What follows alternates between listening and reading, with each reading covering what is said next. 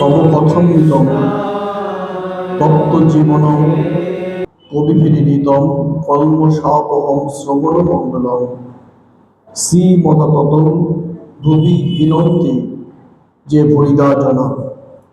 আমাদের সকলের আধ্যাত্মিক ত্রয়ী ভগবান শ্রীরামকৃষ্ণ পরমহংসদেব, আমাদের সকলের মা জগজ্জননী মা শারদা এবং যুগাচার্য বিশ্বন্যাসীর পদকমলে আমার আভূমি প্রণতি এবং আমাদের আশ্রমে উপস্থিত যারা আছেন তাদের আমার নমস্কার এবং শ্রদ্ধা।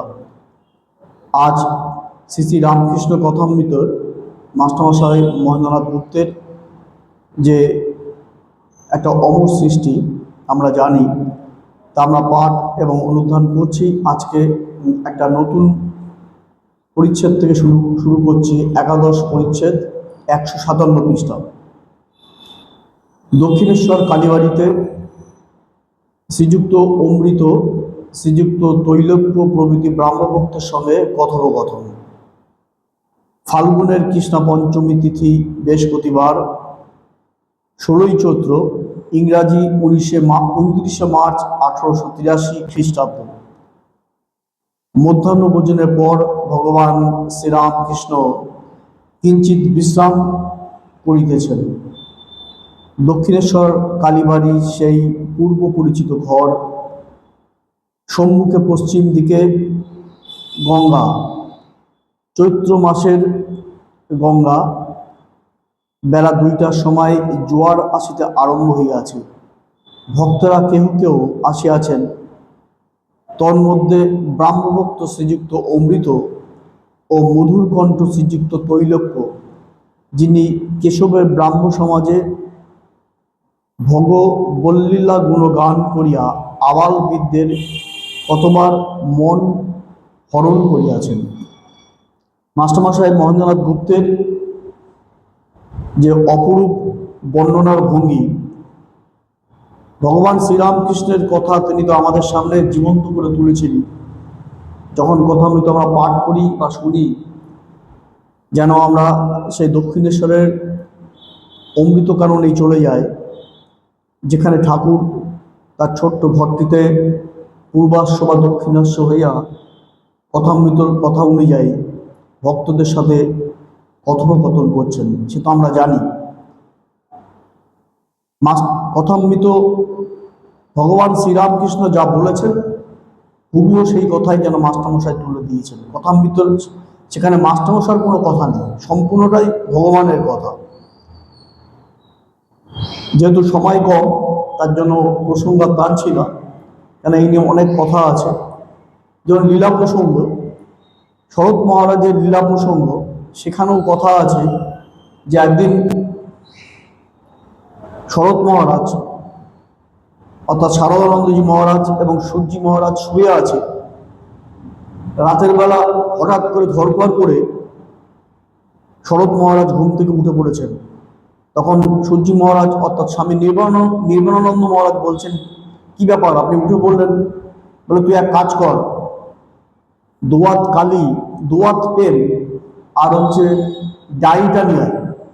সূর্যি মহারাজ নিয়ে আসলেন। অনেক রাত, আনা মাত্র তখন শরৎ মহারাজ ডায়েরিতে যা কিছু লিখেছেন অনেক কিছুই কেটে ফেলছেন। তখন সূর্যি মহারাজ বলছেন, আপনি করছেনটা কি? আপনি কেটে পড়লে মানুষ ঠাকুরের কথা জানবে কি করে? তখন শরৎ মহারাজ বলছেন, কিরে তুই দেখলি না? বলে, কি দেখবো?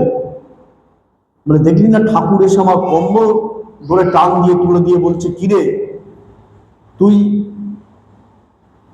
এগুলি আমার কথা বলে চালিয়ে দিলি, তুইও এই কাজ করলি?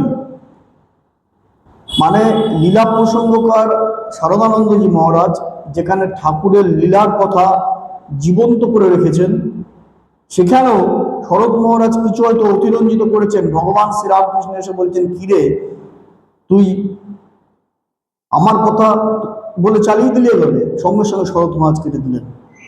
কিন্তু কথামৃতর ক্ষেত্রে সে কথা বলা যাবে না। আমরা জানি যে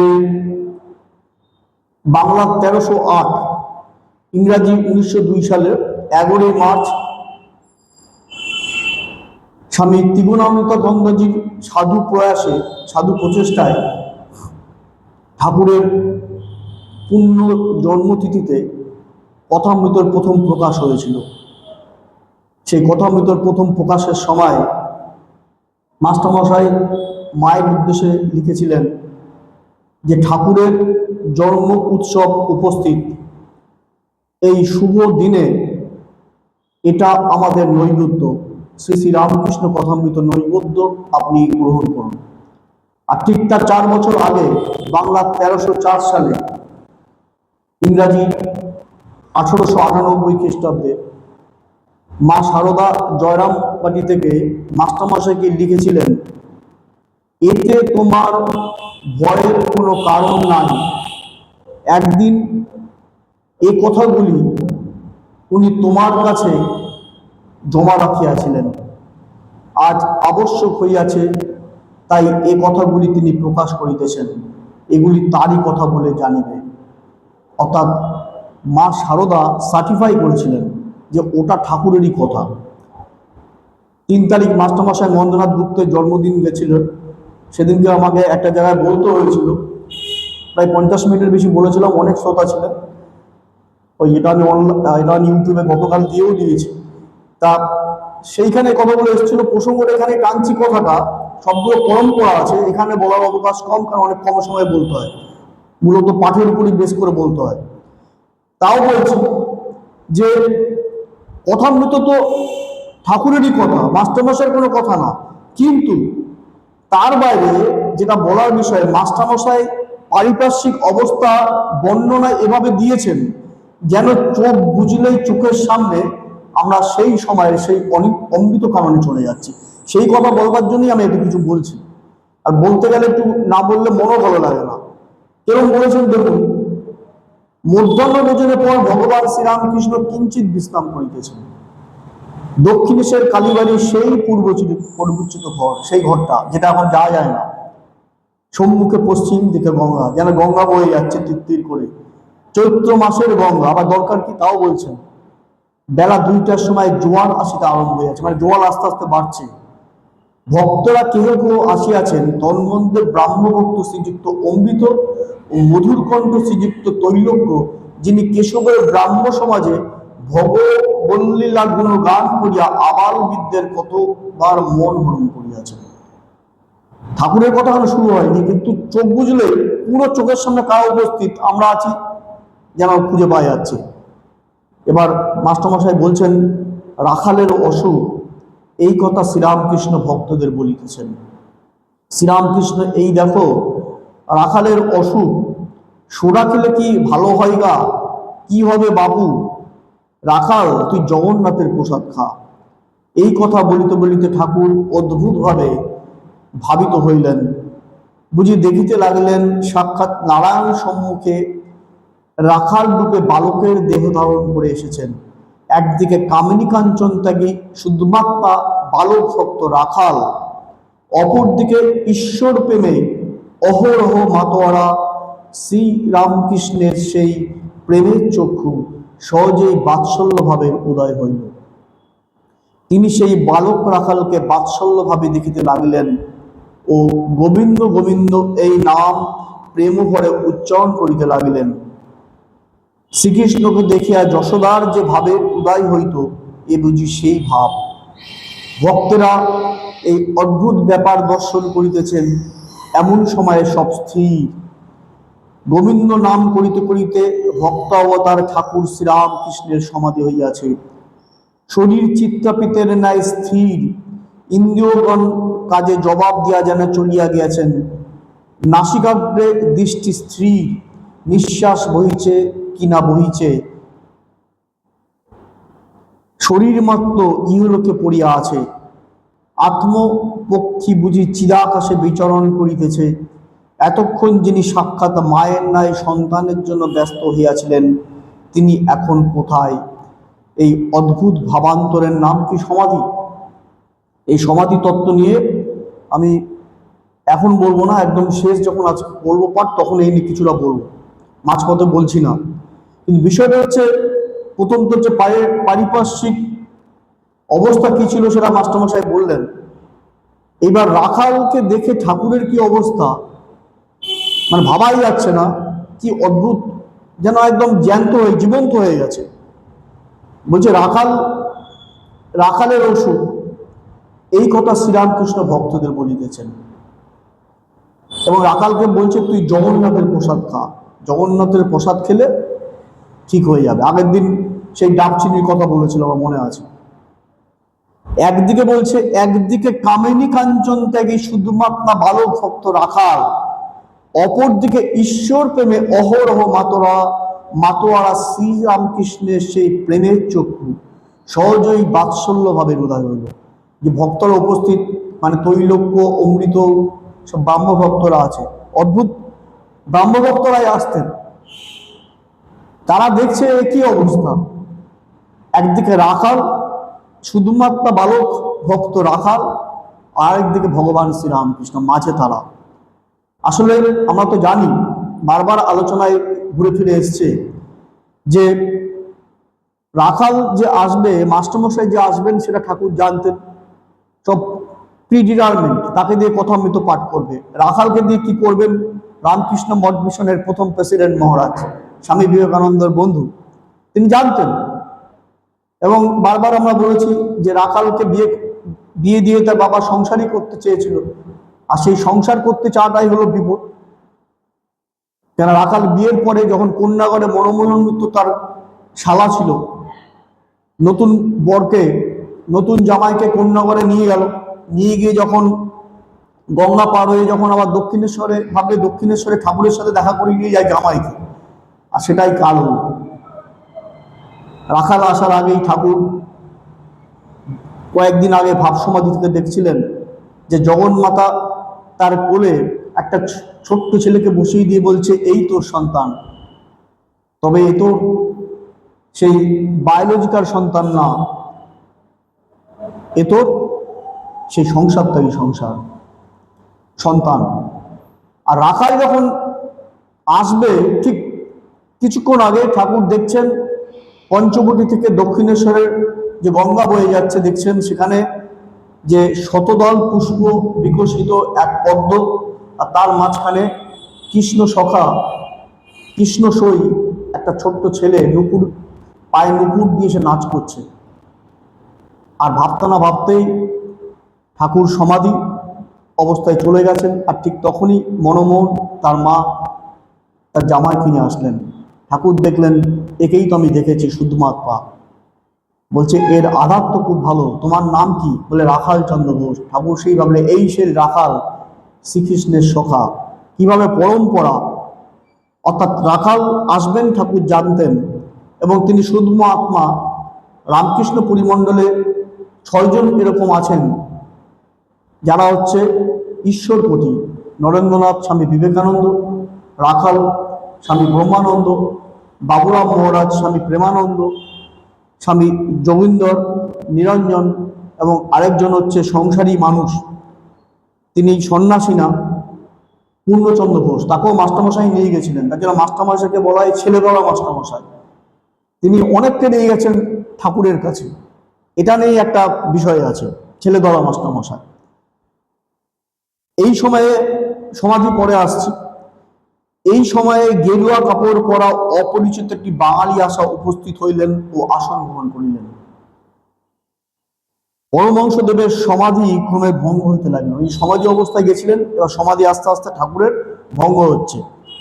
ভাবস্থ হইয়াই কথা কইতেছেন, আপনা আপনি বলিতেন, নিজের মনে মনে বিড়বিড় করে বলছেন। শ্রীরামকৃষ্ণ গেরুয়া কৃষ্ণ, গেরুয়া বসন পরে যে মানুষটা এসছেন তার দিকে তাকিয়ে বলছেন, মানে ভগবান শ্রীরামকৃষ্ণের অনন্যতা কোথায়? কোনো ভণ্ডামি নেই, 100% হচ্ছে সাচ্চা। আবার গেরুয়া কেন? একটা কি পড়লেই হলো? হাস্য। একজন বলেছিলেন, চণ্ডী ছেড়ে হলুম ঢাকি। আগে চণ্ডীর গান গাইতো, এখন ঢাক বাজায়, সকলেই হাস্য। মানে গেরুয়া হচ্ছে ভেগদারি বলছে। গেরুয়া বললে তো হবে না, মনে গেরুয়া হতে হবে। উপরে মানে উপরে দর্শনদারি কিচ্ছু নাম নেই, ও তো 2 দিন পরে ধরা পড়ে যাবে। বৈরাগ্য 3-4 প্রকার। সংসারের জ্বালায় জ্বলে গেরুয়া অবসান করেছে, সে বৈরাগ্য বেশি দিন থাকে না। হয়তো কর্ম নাই, গেরুয়া পরে কাশি চলে গেল, 3 মাস পরে ঘরে পত্র এলো, আমার একটি কর্মই আছে, কিছুদিন পরে বাড়ি যাইব, তোমরা ভাবিত হইও না। আবার সব আছে, কোনো অভাব নাই, কিন্তু কিছু ভালো লাগে না, ভগবানের জন্য একলা একলা কাঁদে, সে বৈরাগ্য যথার্থ বৈরাগ্য। ভেগদানি বৈরাগ্য একজন আছে, অভিনয় করছে। আরেক বৈরাগ্য হচ্ছে সংসারের দহন জ্বালাই জ্বলে পুড়ে খাওয়া হয়ে যাচ্ছে কিছুদিনের জন্য, আবার তার স্বরূপ প্রকাশ পাবে। আর আরেকটা হচ্ছে যতই তার বৈভব থাকুক, বৈভব পরিবারের হোক, তার মনে সবসময় ত্যাগ, স্বামী বিবেকানন্দের মতো, ব্রহ্মানন্দের মতো। তাদের কথা ঠাকুর বলছেন, সে বৈরাগ্য যথার্থ বৈরাগ্য। মিথ্যা কিছুই ভালো নয়, মিথ্যা ভেগ ভালো নয়। ভেকের মতো যদি মনটা না হয়, ক্রমে সর্বনাশ হয়। মিথ্যা বলতে বা করতে ক্রমে ভয় হয়, ভেঙে যায়।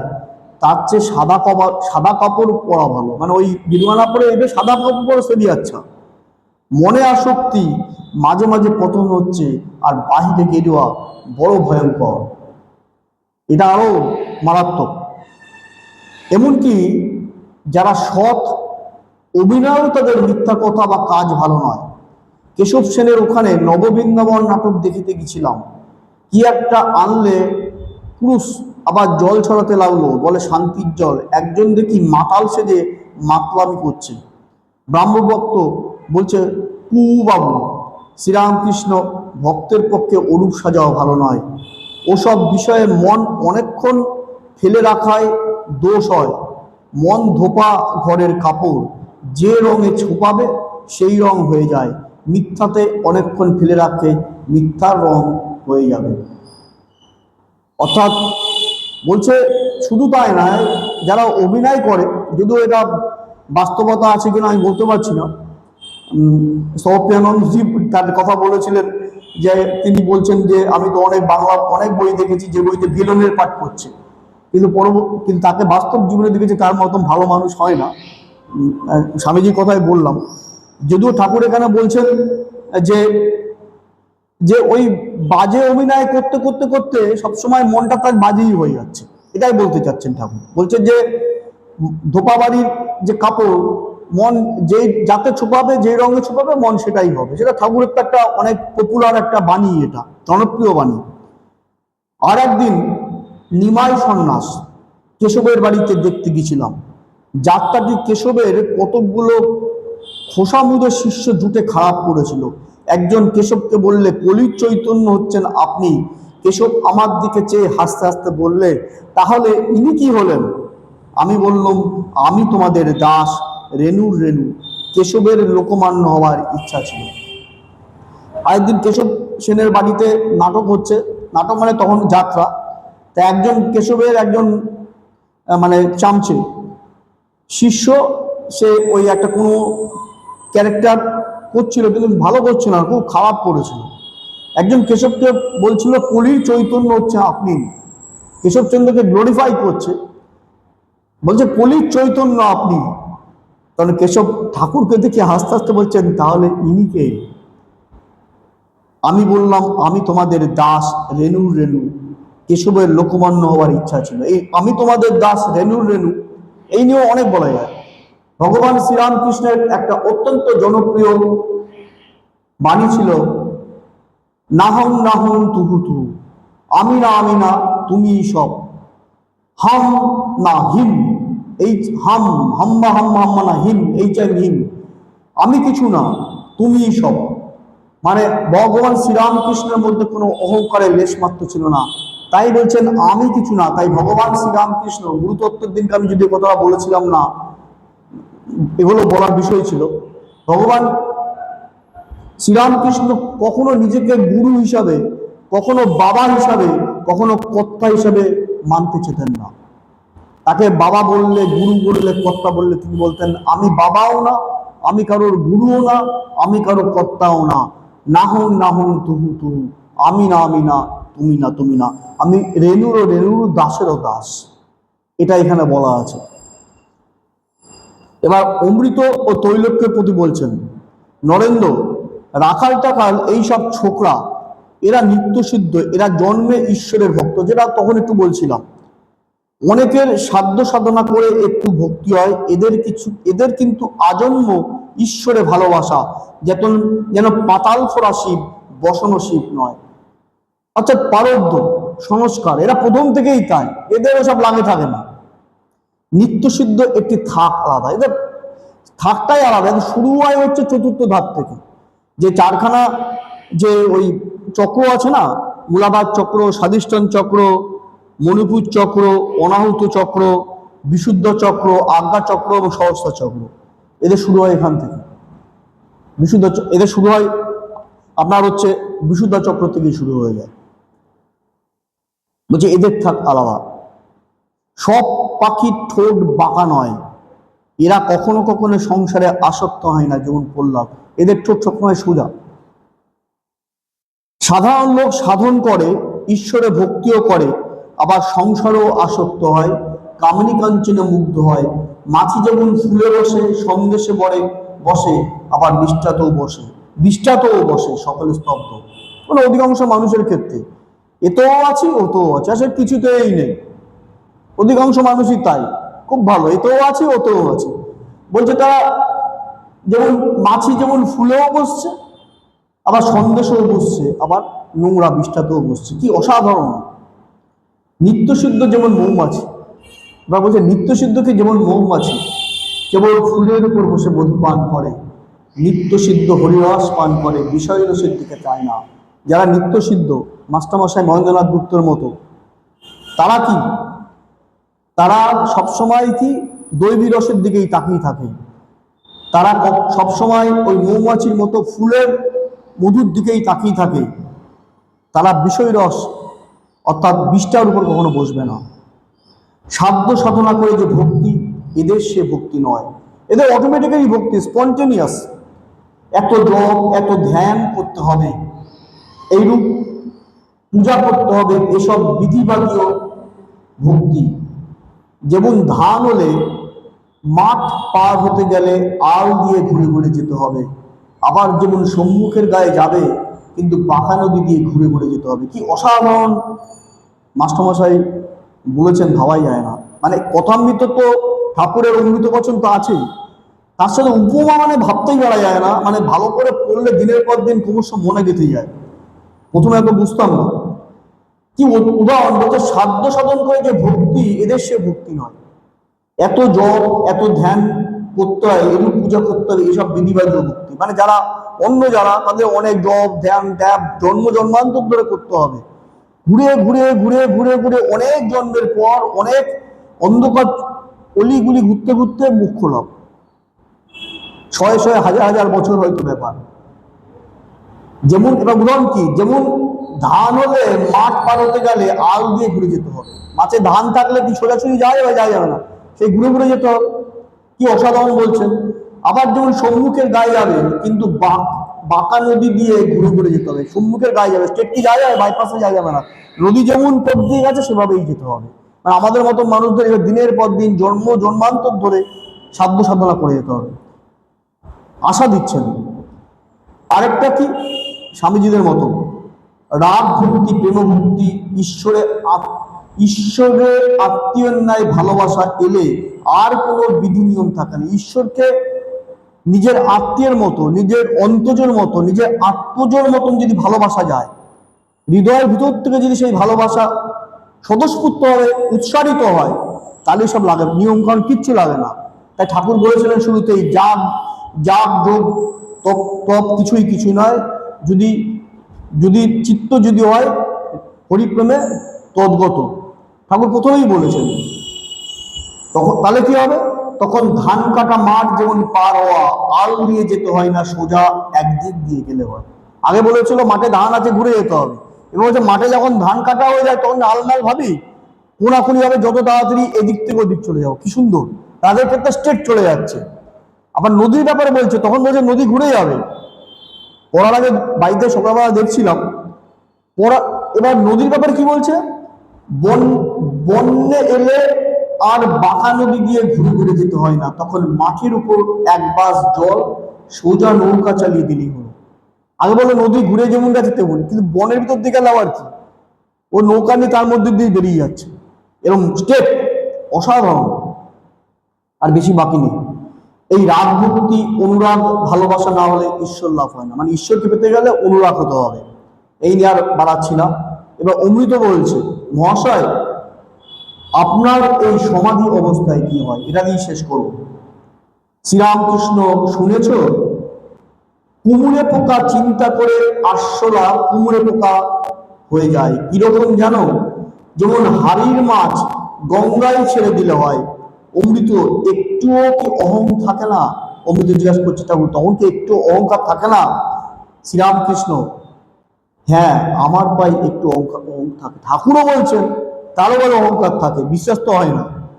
সোনার একটু কোণা, সোনার চাপে যত ঘোষণা কেন, তবু একটু কোণা থেকেই যায়। আর যেমন বড় আগুন আর তার একটু ফিরকি বাহ্যজ্ঞান চলে যায়, কিন্তু প্রায় তিনি একটু অহং রেখে দেন বিলাসের জন্য। আমি তুমি থাকলে তবে আস্বাদন হয়, আমি তুমি থাকলে তবে আস্বাদন হয়, কারণ আস্বাদন তো আমিই করব। কখনো কখনো সে আমিটুকু পুছে ফেলেন, যখন আমিটুকু একদম শেষ করে দিচ্ছেন, কিচ্ছু থাকছে না, এর নাম জড় সমাধি, নির্বিকল্প সমাধি। তখন কি অবস্থায় মুখে বলা যায় না। নুনের পুতুল সমুদ্রে মাপতে গেছিল, একটু নেমেই গলে গেল তদাকারকারিত। তখন কে আর উপরে এসে সংবাদ দেবে সমুদ্র কত গভীর। এই সমাধি কল্প নিয়েই আমরা আজকে শেষ করছি। প্রথম ঠাকুর বলেছেন যে সমাধি অবস্থাটা কি, বলছে কুমড়ে পোকা চিন্তা করে আরশোলা কুমড়ে পোকা হয়ে যায়। কিরকম জানো, যেমন হাড়ির মাছ গঙ্গায় ছেড়ে দিলে যা হয়। কুমড়ো পোকা, সে কুমড়ো পোকাও অর্থাৎ তার লিমিটেশন আছে, তার লিমিটেশন আছে, ব্যারিয়ার আছে। সে কুমড়ো পোকাও আরশোলার কথা ভাবতে ভাবতে পোকা আরশোলা হয়ে গেল, লিমিটকে আনলিমিটেড সত্তা হয়ে গেল। বলছে যেমন হাড়ির মাছ গঙ্গায় ছেড়ে দিলে হয়। এই ব্যাপারটা আসছি, ঠাকুর শ্রীরামকৃষ্ণ দর্শনের একটা কথা বলছি। ঠাকুর শ্রীরামকৃষ্ণ ঝাউতলা দিয়ে যাচ্ছেন, পিছনে পিছনে বামনে হৃদয় আছে। হৃদয় হঠাৎ দেখছেন মামার গা দিয়ে জ্যোতি বেড়াচ্ছে, আর হৃদয় দেখছে সে জ্যোতির ফিনকি যেন হালকা হালকা তার গা দিয়েও বেড়াচ্ছে। মানে ঠাকুর পূর্ণ আর হৃদয় হচ্ছে অংশ। 11তম অধ্যায়ে মহাভারতে যখন বিশ্বরূপ দর্শন করছেন অর্জুন শ্রীকৃষ্ণের, অর্জুন দেখছে সারা বিশ্ব ব্রহ্মাণ্ড যেন কৃষ্ণের গলাধ্যকরণ হয়েছে, সারা বিশ্ব তার ভিতরে, অর্জুন নিজেও যেন তার ভিতরে চলে গেছেন, ওই পুণ্যের ভিতরে সব অংশই ঢুকে গেছে। সেই এখানে বলেছেন যে যেমন হাড়ির মাছ গঙ্গায় ছেড়ে দিলে যে অবস্থা হয়, ঠিক সেরকম অবস্থা। বৈকুণ্ঠনাথ সান্যাল, সে বৈকুণ্ঠনাথ সান্যাল একদিন ঠাকুরকে বলছিলেন যে আপনি ভগবত প্রসঙ্গ বলতে বলতে, ভগবত প্রসঙ্গ শুনতে শুনতে হঠাৎ কিরকম স্থির জড়বৎ হয়ে যান। সেই সময় আপনার মুখটা হাসিতে ভরে যায়, আর দেহে একটা অপূর্ব জ্যোতি বেড়ায়। এই অবস্থাটা কি? ঠাকুর বললেন এই অবস্থাটা হচ্ছে সমাধি অবস্থা। এই অবস্থায় আমি আমার মনের 16 আনার মধ্যে 15 আনা মায়ের পাদপদ্মে রেখে 1 আনা নিয়ে এসে ভক্তদের সাথে বিলাস করি, আর ওই 15 আনা দিয়ে আমি অখণ্ড সচ্চিদানন্দের ধ্যান করি। ঠাকুর বলছেন আরো সোজা করে যে আমি সমাধি অবস্থায় কিরকম ফিলিংস হয়, এখানেও এটা আছে। আর বৈকুণ্ঠনাথ সান্যালকে আরো বড় করে বলেছিলেন, বলছে সমুদ্রের পাড়ে ধর একটা হাড়ি আছে, হাড়ির ভিতরে একটা মাছ কিলবিল করছে, সেই মাছটা যদি দৈবাত কোনো ক্রমে হাড়ি থেকে পড়ে গিয়ে সমুদ্রের জলে মিশে যায়, সেই হাড়িটার যেমন আনন্দ হয়, ঠিক সেরকমই আমার এই দেহরূপ যে হাড়ি, দেহরূপ হাড়ি থেকে মনরূপ যে মাছ, সেই মনরূপ মাছটা মাঝে মাঝে সচ্চিদানন্দ চিদাকাশে গিয়ে সেরকমই আনন্দের সাগরে নিজের মন যেন ডুবে যায়। এটাই হচ্ছে সমাধি, এটাই হচ্ছে নির্বিকল্প সমাধি। কিন্তু ভগবান শ্রীরামকৃষ্ণের অনন্যতা হচ্ছে এখানে, তিনি কখনোই সমাধি অবস্থায় থাকতে চেতেন না। যে সমাধি অবস্থায় থাকবার জন্য মুনি ঋষিরা দিনের পর দিন তারা সাধনা করে গেছেন, সেখানে ভগবান শ্রীরামকৃষ্ণ মুহূর্তের মধ্যেই সমাধিতে চলে যেতে পারতেন। কিন্তু তিনি মাকে বলতেন, মা আমাকে বেহুশ করিস না, আমি নেমে এসে ওদের সাথে কথা বলবো, আমাকে বেহুশ করলে আমি ওদের সাথে কিভাবে কথা বলবো। নরেন্দ্রনাথকে ঠাকুর বলেছিলেন, তুই কি করতে চাস? নরেন বলেছিল, আমি সুখদেবের মতো 7-8 দিন নিচে নেমে ধ্যান করতে চাই, আর যখন কিছু খাবার ইচ্ছা হয় উপরে উঠে আবার ধ্যান করতে চাই। তখন ঠাকুর নরেনকে বলেছিলেন, ধ্যান মানে সমাধি। ঠাকুর নরেনকে বলছেন, ছি নরেন, তুই এত বড় আধার, তুই হীন হোস না। তুই কোথায় হবি?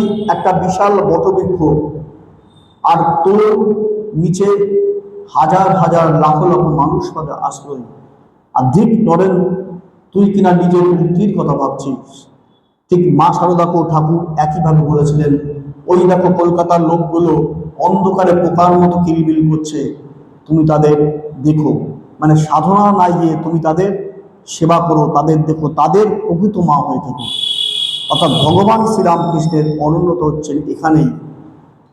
তিনি চেয়েছিলেন সবাইকে সেই মুক্তির পথ দেখাতে, আর সেই মুক্তির পথ দেখানোর জন্যেই তিনি ওই অমৃতলোক অসীম থেকে সীমার মাঝে আমাদের মধ্যে এসে নরলীলা করে আমাদের সাথে মিলেমিশে গেছিলেন এবং আমাদের দেখিয়েছিলেন অমৃতের পথ, যে মানব জীবনের একমাত্র লক্ষ্য ইষ্ট দর্শন। ভগবান শ্রীরামকৃষ্ণকে, সারদা মাকে এবং স্বামী বিবেকানন্দকে আমার প্রণাম এবং উপস্থিত সবাইকে আমার নমস্কার। শিব শিব মহাশিব, শিব রামকৃষ্ণ নাম, ব্রহ্মা বিষ্ণু সর্বদেব, রামকৃষ্ণ নিত্য নাম।